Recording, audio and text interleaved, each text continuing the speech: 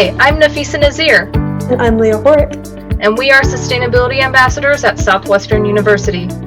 We created this podcast to help make our campus more sustainable. And our world too. So tune in every other Friday to hear more about what's happening in sustainability at SU and to learn what you can do to live a more sustainable life. So many things, guys.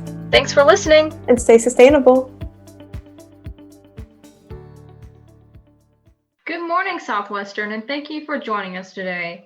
And while you may all be shopping for things for your loved ones, we are here to remind you to be sustainable, as that's all we're here to remind you to be.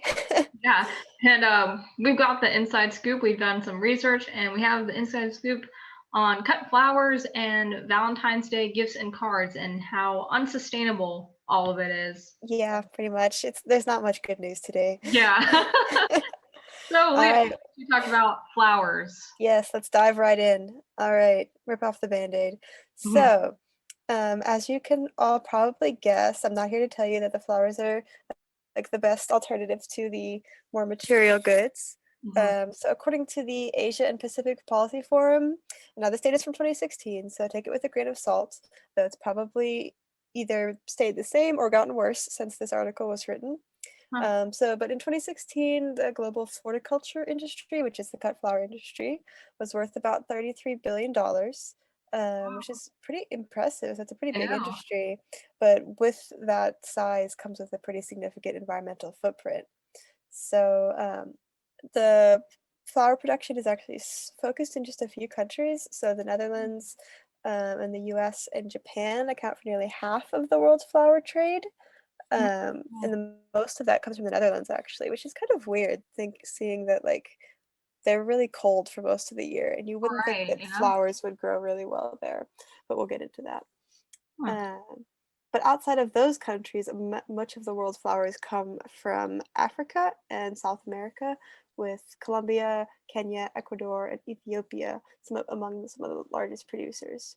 So why are cut flowers an issue? Well, since most of the world's flowers are grown in countries where they're not bought, they have to be shipped to other countries. So, and mostly by plane, because you can't have them on a boat because they'll be dead by the time they get to wherever they're going.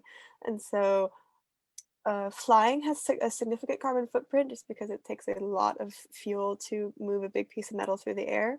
And so automatically flowers have a higher footprint than some things that could be grown locally. And then in addition to the emissions from planes, there are the emissions from heating hothouses where the flowers are grown. So I mentioned that most of the flowers on the market are distributed from the Netherlands. Well, since the Netherlands is cold for most of the year, often the greenhouses there have to be heated up with natural gas or some other source of power, which contributes to the carbon footprint of a given flower.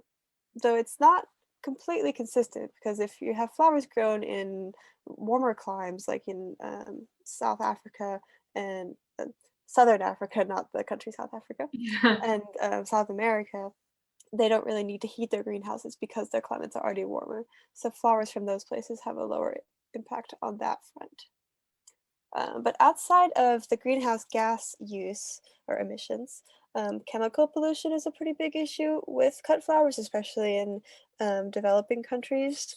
So whereas maybe in the Netherlands, they have pretty stringent rules on what can and can't be used on flowers, though maybe not as strict as the rules for food because you're not eating them. In countries like Ecuador, Ethiopia, the rules are pretty lax, or I mean, it depends on where you are, but the exposure for workers is a really big concern. Like, it's not so much a concern with consumers because like you're not going to go lick your flowers. But if you're working in a hothouse and you're being exposed to the chemicals over like day in and day out, then it's going to have a toll on the people who are growing the flowers. And it is estimated that 1/5 of the chemicals or pesticides, growth aids, whatever, that are used in the floriculture industry in developing countries are banned or untested in the US. Wow. So that's not good. Yeah, definitely. And that kind of definitely ties into the social cost of flowers outside of the environmental impacts. But of course, like having pretty untoward pesticides use is also not good for the local environment. Yeah. And then outside of like the pesticide issue, we have water use. So flowers are pretty water intensive, and if you're growing them in somewhere like Kenya or Ethiopia, where there's limited water resources, that becomes at a cost to the local water supply and the local population who don't have access to the water that's being used to grow flowers. Mm. And it's actually it's something called virtual water. Mhm. So it sounds cool. It's not like, oh, this is like electronic water, but just the embodied water content of a product. So Oh. while Ethiopia doesn't like send water to like Europe as an export, they effectively do by growing flowers that have a lot of water consumption. So the virtual water is the amount of water it would take to grow like a rose in Ethiopia and then ship that rose to London or something Right. because that water is no longer available to the people in Ethiopia. But as I mentioned, the environmental impacts vary based on where the flowers are grown, and there are people who are um, working to lower the impact of their own flower companies or flower cooperatives. In Colombia, they started a flower cooperative called Flor Verde, which means green flower, and that label comes with some guarantees that the flowers are not coming at a like significant cost to the local environment or the workers, and that they are produced fairly and with minimal resource use. Though again, anything being flown is going to have significant environmental costs just from the CO2.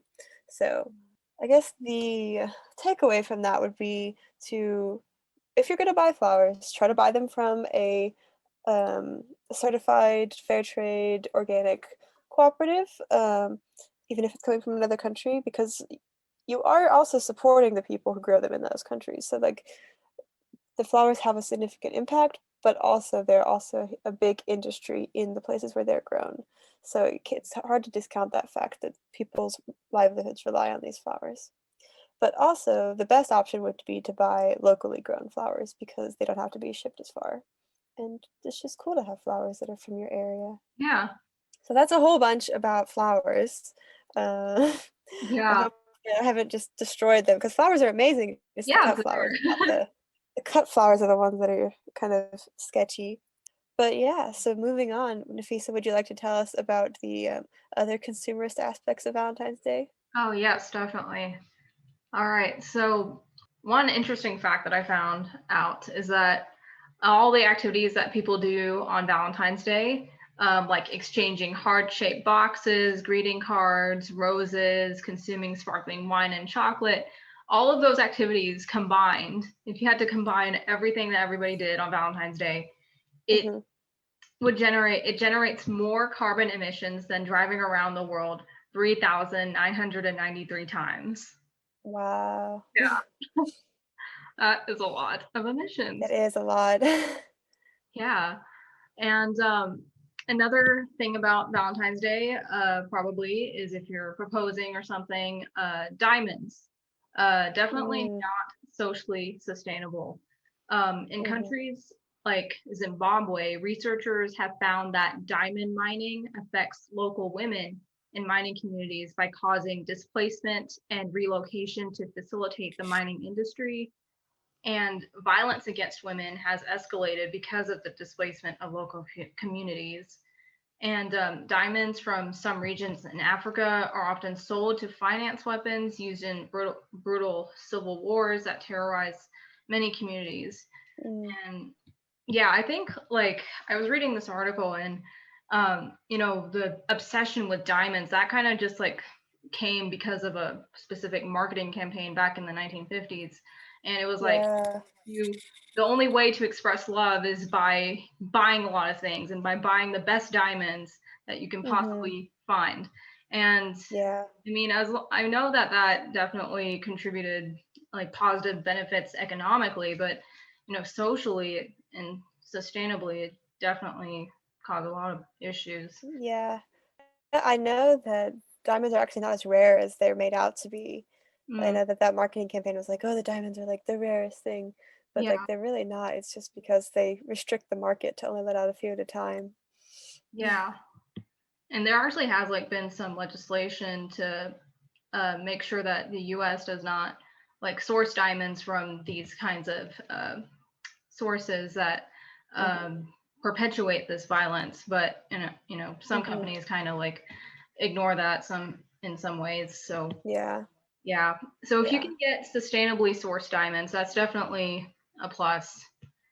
And then one estimate claims that making and transporting the average paper holiday card produces about 18.5 grams of carbon dioxide, which is roughly 600 times the 0.03 grams that is generated by the average email or e-card, Wow. Yeah. Wow. It's a pretty significant difference. I know, right? So definitely just if you can just send an e-card instead of an actual paper thing. Well, with that in mind, there are a lot of tips for a more sustainable Valentine's Day. Do you want to share some of them? Yes, we don't want to be all doom and gloom. Yeah. All right. So as Nafisa mentioned, buying e-cards is definitely better than buying physical cards. But if you really want that, physical card, because there is some value in that, because we Yeah. like actual things, you can make your own card out of reclaimed or recycled paper. And you can also buy cards that are made more sustainably, so like made from recycled materials, and don't have a bunch of like glitter and like plastic shit on them. Yeah. It's kind of been a point of contention with my family because they love to give me gifts and like send stuff. Yeah, I'm I like, guys, know. I don't need anything, and please stop sending me cards that are covered in I glitter. know, right? Like, it's just like making microplastics earlier than they would already have been made. Right. Yeah. And All right. also, as Leah mentioned, don't try to stray away from uh, cut flowers. Try to buy more locally grown flowers, or give your partner a longer lasting plant, like an herb plant, instead of a bouquet of flowers. Yes, and then you can use the herbs to cook with instead of having to buy like a whole thing of coriander and then not Yeah. using most of it because they come in such big clumps that you can never use that much. Right. Yeah. So it's a All win-win. right, and yes, and then speaking of cooking, for if you're gonna have like a Valentine's Day meal, try to make it as sustainable as possible. Yeah. So try to make it with locally sourced ingredients. Having a plant-based meal instead of having like steak is definitely a plus. And there's lots of plant-based meats out there now, and they're very tasty, if I do Hmm. say so. But And yeah, if you really want to give a gift for your person, you can search some more eco-friendly or sustainably sourced gifts, or just spend some quality time with them. I mean, there's nothing wrong with that, right? exactly. You can volunteer together, which is very, very romantic and also socially sustainable. Mm-hmm. So we also have some websites where we can post in our show notes about fair trade or locally grown flowers, fair trade or organic chocolate, and some other sustainable ways to express your devotion to your Yeah. special someone or just someone that you Yeah. appreciate in Mhm. life. It doesn't have to be romantic. Right. All right. So Yeah. we have some news for the next couple weeks. So Thursday, February 18th at 6 p.m., there's a green film series, Cooked Survival by Zip Code, and a panel discussion afterwards. It's about urban heat islands and how some places are going to be getting hotter than others as climate change intensifies because of the lack of green spaces and like funds to have like air conditioning and things like that. And my friend Maddie will actually be speaking on it because she did her capstone over environmental justice Oh, in something wow. very similar to this. So That's yes, cool. you should all go. She's great. Yeah. All right, and then on Friday, the February 26th, from 6 to 7 p.m., the energy team, Yeah. which our dear Nafisa is on, Mhm. is going to be having a Energy at SU and energy efficiency webinar. Would you like to tell us more about that? Yeah, definitely. So, as you probably have experienced, there's been a lot of energy issues this past month. And Yes. we, Seeing as y'all may have noticed, this episode is coming out a day late than yeah, normal. It's because yeah, we were out of power and Wi-Fi yesterday. yeah, we apologize for the inconvenience, but it's just technical difficulty. Yes. So Yeah. yeah, It's we're pretty gonna inconvenient for us, gotta say. yeah. So we're gonna be talking about energy at SU with our guest speaker, Shorty, Mhm. and he's also gonna talk about energy efficiency. and how to improve your energy efficiency, some tips you can do. And me and Paige Hemmingson and I are gonna put go into more detail about that too. Yeah, that'll be fun. Shorty's fun. Yeah, I love him. The greatest name, because as you may have guessed, that he's not actually short. He's very tall. Yeah. But that's where he got his nickname. I wish I had a cool nickname sometimes. All right. Well, did you ever wish that you just like I wish I had something cooler because like my name doesn't really lend itself to nicknames. I don't Yeah. know. Have you ever had a nickname, Nafisa? Gosh, I don't know. I mean, my sister gives me a lot of nicknames. Like sometimes she calls me Fisha, sometimes she calls me Fizzy. I don't know. I don't know if those are positive nicknames or not. I don't either. Uh, I'm just neutral towards them. I feel like siblings doesn't quite count as much. Yeah. So if I get called Princess Leia one more time, I'm just gonna hit somebody. Oh my gosh, you've been called that? Oh yeah. Oh What else do really? you call someone who's named Leia? Huh. Yeah. All right. I'm never gonna be Princess Leia for Halloween. It's never gonna happen. All right, but this is Valentine's Day, not Halloween. Different Yeah. holiday. All right. Well, I think that's it for today. Do you have anything else for us, Nafisa? No, I think that's all. We hope that you all have a safe and really nice Valentine's Day, however you want to spend it. Yes, a sustainable Valentine's Yes, Day. a sustainable Valentine's Day. And we will see you all next episode. Yes, and stay off the roads if you can because it's scary and icy outside. Yes. All right. Bye, everyone.